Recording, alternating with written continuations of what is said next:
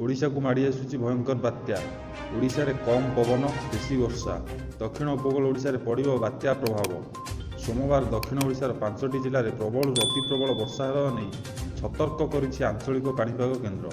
एथिपाई Ganjam, Gajapati, Rayagada, Malkangiri, Koraput orange alert जारी होइछि। एही जिलागुड़िक 70 ରୁ 200 मिलीमीटर वर्षा सह घंटा प्रति 40 ରୁ 50 किलोमीटर बेगर पवन बहिब।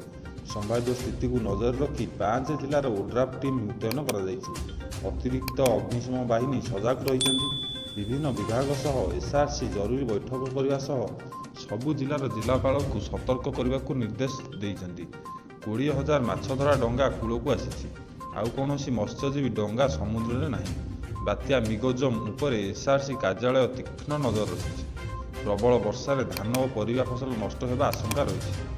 संभाव्य बात्या प्रभाव में वर्षा को आखि आगे रखी जोगाण विभाग भी संपूर्ण प्रस्तुत रही। समुद्र अशांत थिबारु मत्स्यजीवी को 6 तारिख जाए समुद्र को जीवाकु बारण कर सबु बंदर में 2 नंबर विपद संकेत जारी करिछि पाणीपाग केन्द्र।